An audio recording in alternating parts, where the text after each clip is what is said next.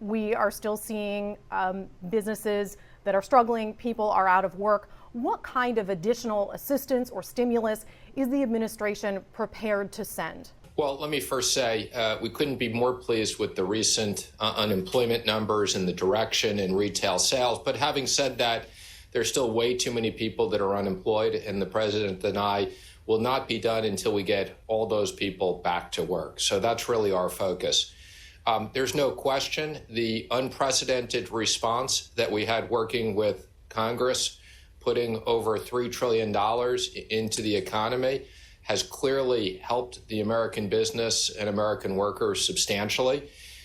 We've probably put about 60% of that money already into the economy, and we're pumping the rest in. So really, our goal at this point is to sit back a few more weeks, see how the economy performs, and then start working with the Senate and the House on what will be CARES 4.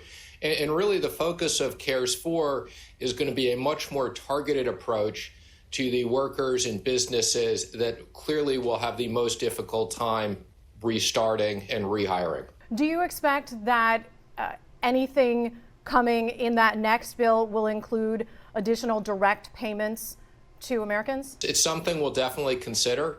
We're not at the point of, kind of developing a firm economic portfolio on this. The one thing that we can say definitely will be in, and Mitch McConnell has talked about this, is the need to make sure that American business has liability protection. We want to make sure that businesses protect workers, but we want to make sure there's not frivolous lawsuits.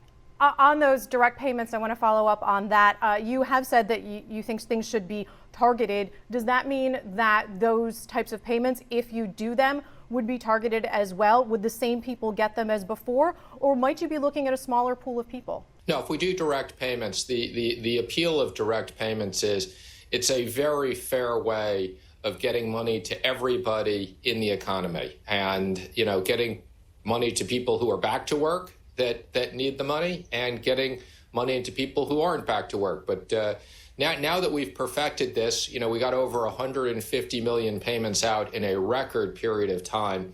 In the previous administration, this took months and months and months, and that does no good. One of the things I said up front as we designed CARES 3 is we needed to make sure we got money to people right away. Getting money to people in 4 months doesn't do anything. I want to ask about some of the money that's already gone out, the PPP money and other billions of dollars that have gone to businesses. We still don't know exactly where that money went.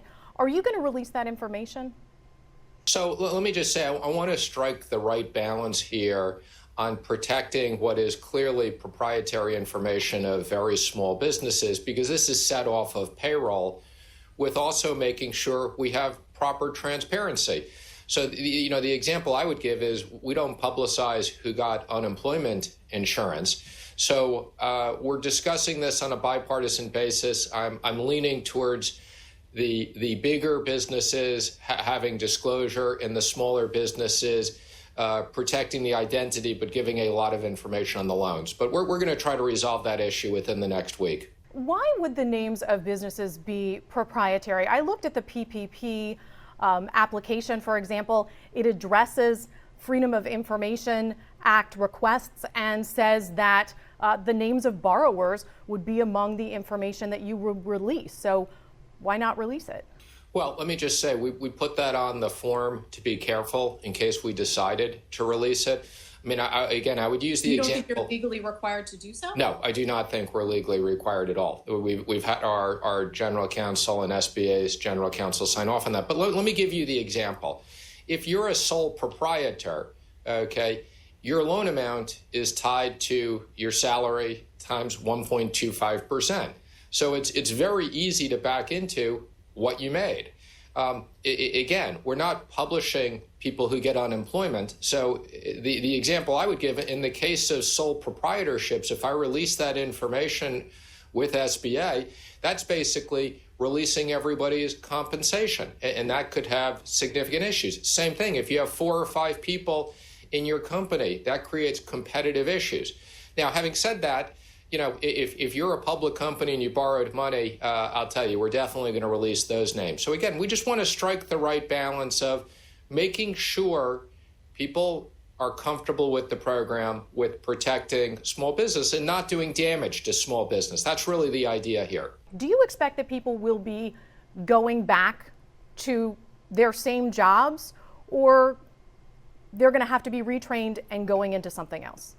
Well, let me just say, we're in a very unique situation, and we've never seen anything like this. And the reason why is this is not a normal economic issue. This is purely driven by a medical situation.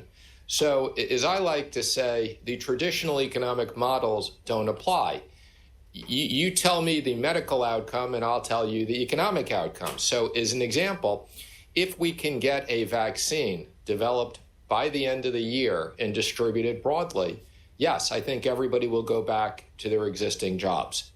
If it takes longer, there may be jobs that don't come back as quickly, such as travel and entertainment, and we'll need to work on creating other jobs for those people. But I think our number one objective is we're investing billions of dollars in new medical treatments and vaccine development.